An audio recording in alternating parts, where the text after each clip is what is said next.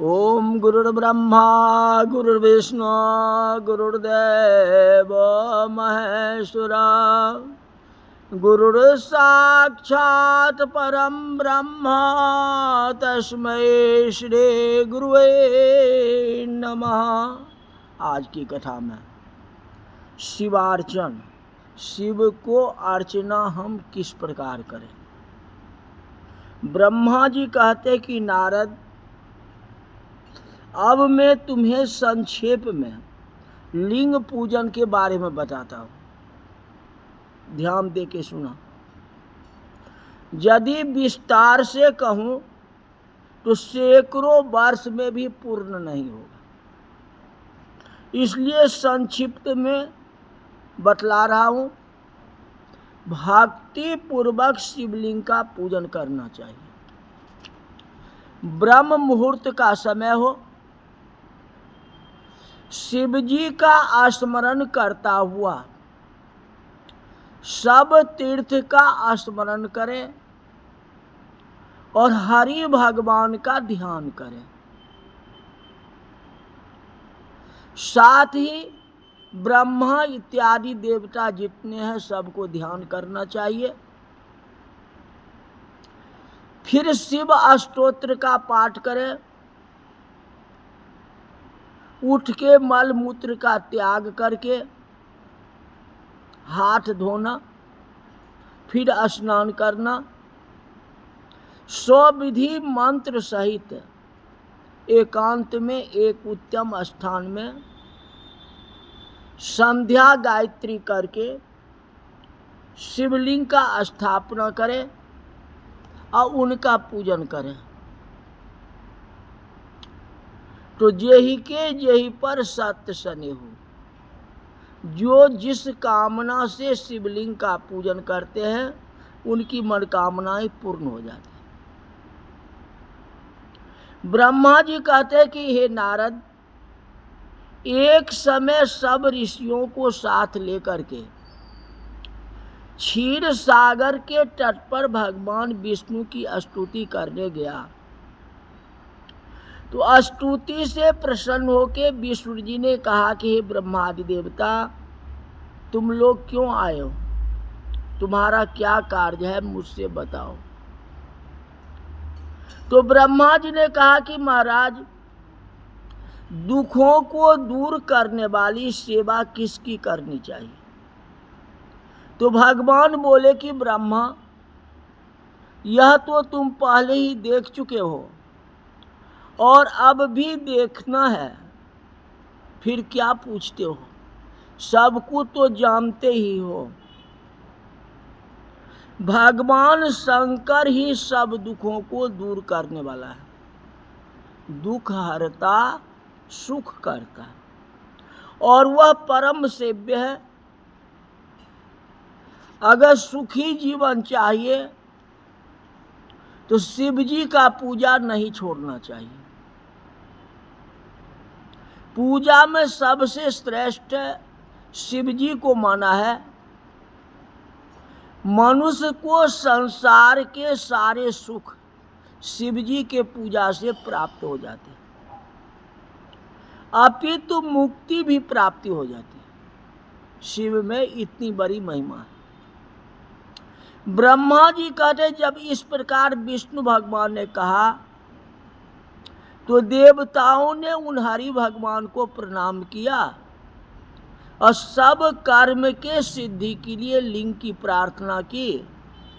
तो भगवान ने विश्वकर्मा को बुला के कहा कि तुम मेरी आज्ञा से देवताओं के लिए शिवलिंग की कल्पना करो। तो विश्वकर्मा ने हरि की आज्ञा से देवताओं के लिए लिंगों की कल्पना कर उन्हें वह लिंग प्रदान किया। पद्म राग मणि का लिंग इंद्र को दिया, सोने का लिंग कुबेर को दिया और पीत मणि धर्मराज को दिया, काले रंग का वरुण जी को दिया और नील मणि विष्णु को, स्वर्ण में लिंग ब्रह्मा जी को, चांदी का विष्णु देवता को, सबको अलग अलग जो है लिंग दे दिया। सब अपनी भावनाओं से पूजा करें। इसके आगे सर्व काम और सुखदायक शिव जी की उत्तम पूजा बताता हूं कि कैसे पूजा करनी चाहिए। कहते ब्रह्म मुहूर्त में उठ के पार्वती सहित शिव जी का स्मरण करें, प्रार्थना करें। कहते हे देव देवेश, हे हृदय में शेर करने वाले भगवान, आप उठिए और ब्रह्मांड के लिए, संसार के लिए मंगल कार्य को कीजिए। धर्म में प्रवृत्त होकर के अधर्म से निवृत्ति कीजिए। हे महादेव, मैं अधम हूँ, पापी हूँ, न पूजा जानता, न पाठ जानता, न कोई नियम पालन कर सकता। जो हमारी श्रद्धा है, श्रद्धा के अनुसार मैं आपका पूजन कर रहा हूँ, हमारी पूजन आप स्वीकार करें। ईष्टा जल, अक्षत, वस्त्र, तिलक, चंदन सब कुछ चढ़ावे, फूल चढ़ावे, फूल माला चढ़ावे। जितना बेलपत्र का महत्व है उतना फूल का भी है। फूल में कमल का फूल, शतपत्र, शंख पुष्प, इससे पूजन करने से लक्ष्मी की प्राप्ति होती है। 20 कमल का एक पृष्ठ और 1 सहस्त्र बेलपत्र का आधा पृष्ठ होता है। सबसे ज्यादा महत्व जो है कमल फूल चढ़ाने का है। अगर 1 कमल भी शिव जी को चढ़ा दे तो कहते हैं तुले न तुलसीदास, कोई तुलना उसका नहीं कर सकता है। कमल फूल का महात्म सबसे ज्यादा है। जितना बेलपत्र का कहा गया उतना कमल फूल का भी दिया गया। ये पूजन करने से अर्थ, धर्म, काम और मोक्ष की प्राप्ति होती है और इस लोक में सुख और परलोक में मुक्ति मिलती है। अब कहते हैं सनातन शिव जी का कैलाश इत्यादि का निर्माण हुआ, तो पहले ही बता दिया। फिर बैकुंठ आदि का निर्माण हुआ। विश्वकर्मा के द्वारा जब बैकुंठ बनाया गया, कैलाश बन गया, काशी बन गया, बैकुंठ इत्यादि बन गए, स्वर्ग बन गए, नरक बन गए। अब सृष्टि की उत्पत्ति के लिए पंचभूत द्वारा पंजीकरण करके आकाश, वायु, अग्नि, जल, पृथ्वी 5 तत्व को एकत्रित करके फिर सृष्टि की रचना हुई। सृष्टि में अनेक ऋषि महर्षियों को उत्पन्न किए, जो कथा विस्तार से है। फिर पापी गुण निधि था, वे उत्पन्न हुआ। ब्रह्मा जी ने पूछा शिव जी कैलाश पर कब गए और महात्मा कुबेर के साथ उनकी मित्रता किस प्रकार हुई, ये भी कथा बताए। तो ब्रह्मा जी बोले कि नारद, कामपिल नगर में एक जगदत्त नाम का ब्राह्मण रहता था, जो जग विद्या में बड़ा ही प्रांगट था। उसका एक गुण निधि नाम का पुत्र था, जिसकी आयु उस समय 8 वर्ष की थी। उसके जनेऊ हो चुका था। अब वह भी बहुत से विद्याओं को जानता था, परंतु पिता से छिप करके वह जुआरी बन गया और पाप करने लगा। कौन? गुण निधि। माता के कहने पर भी वह पिता के समीप नहीं जाता था। जब पिता दीक्षा या यज्ञादि से निवृत्ति होकर के घर आके अपनी स्त्री से पूछता ये गुण निधि कहाँ गया है, तो वह कह देती थी कहीं स्नान करने या देवता को पूजन करने के लिए गया होगा। माँ जो है झूठ बोल देती थी। केवल एक ही पुत्र होने के कारण वह माता दीक्षित को ठग लेती थी। निदान गृह सूत्र के अंतराल दीक्षित ने उस पुत्र का विवाह भी करा दिया। माता नित्य प्रति पुत्र को समझाती रहती, परंतु माँ के समझाने पर भी वह कुछ नहीं करता, केवल पाप ही पाप करता था। एक दिन उसने पिता की हाथ की अंगूठी चुरा के किसी जुआरी के हाथ में दे दी देवयोग से पिता ने उस अंगूठी को जुआरी के हाथ में देखा, पूछा तो उसने कहा ये तो तुम्हारा पुत्र लाया। माँ तो छल कर लेती थी और गुण भी था गुण निधि को, तो पिता को नहीं बतलाते थे। एक दिन पिता ने उस अंगूठी को देख लिया। वह अंगूठी नहीं बल्कि उसके और जुआरियों की बहुत सा धन ला करके दिया था। आश्चर्य है। कहते ऐसे पंडित भी अपने पुत्र के लक्षणों को नहीं जान सके।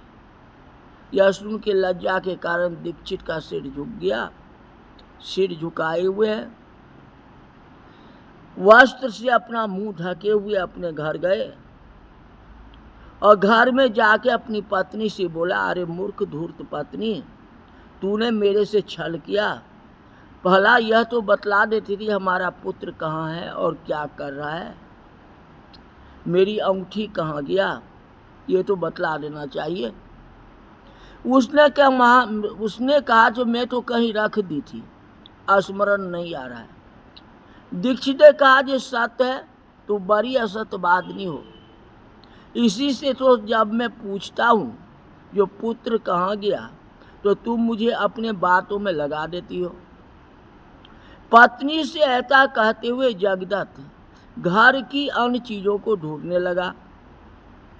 जब एक भी चीज न मिली, क्योंकि पुत्र ने सबको जुआ में हार गया था, तो सारा दोष अपनी पत्नी का जान करके दीक्षित ने हाथ में जल लेके पुत्र और पत्नी दोनों को तिलांजलि दे दी और दूसरा विवाह कर लिया। पहले ऐसे न पत्नी चाहिए न ऐसा पुत्र चाहिए। ब्रह्मा जी ने कहा कि नारद, जब यह समाचार दीक्षित के पुत्र को मिला तो वह गृह त्याग कहीं दूर जाकर के अपनी भविष्य की चिंता करने लगे। या अब तो पिता ने मुझे त्याग दिया, अब मैं क्या करूं। कभी माता की ममता का स्मरण करता तो कभी पिता की धर्म का स्मरण करता। अपने मूर्खता पर पश्चाताप करने लगा। अब पहले तो पश्चाताप किया नहीं। निदान भूख प्यास से पीड़ित संख्या समय एक दिन शिव मंदिर में जाके बैठ गया, जहां शिवरात्रि के व्रत में शिव जी का पूजक 100 परिवार समस्त सामग्री लेकर के शंकर जी की पूजा करने के लिए आया था। जब यह सब प्रकार का शिव पूजा कर घर से लाए हुए पकवान आदि उन पर चढ़ा के किंचित विश्राम करने लगे तो उनकी आंखों में झपकी आते ही जगदत्त का पुत्र धीरे धीरे उठ करके मंदिर में प्रवेश कर गया और जितना भोग चढ़ा हुआ था सब लेकर के वहां से भाग गया। किचौड़ी की तो आदत थी, चाहे पश्चाताप करे चाहे कुछ भी करे, लेकिन आखिर शिव मंदिर में शिव अर्चना को देखा, शिव जी का पूजन देखा और शिव पूजन करने वाले आलस आ गए, सब कोई सो गए। तो जो वहाँ पकवान पड़ा हुआ था वे सब चुरा करके वहाँ से चंचल हो गया, मैंने चल दिया।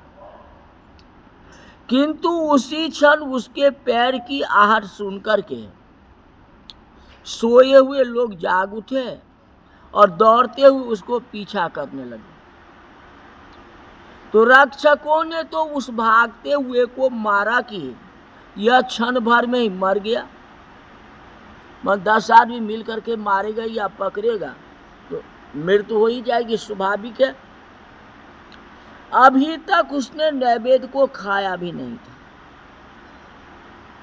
इतने में जमदूत ने आके उसे बांध लिया, परंतु ज्यों ही उसे ले जाना चाहते थे कि शिव जी के पार्षद भी वहां आ गए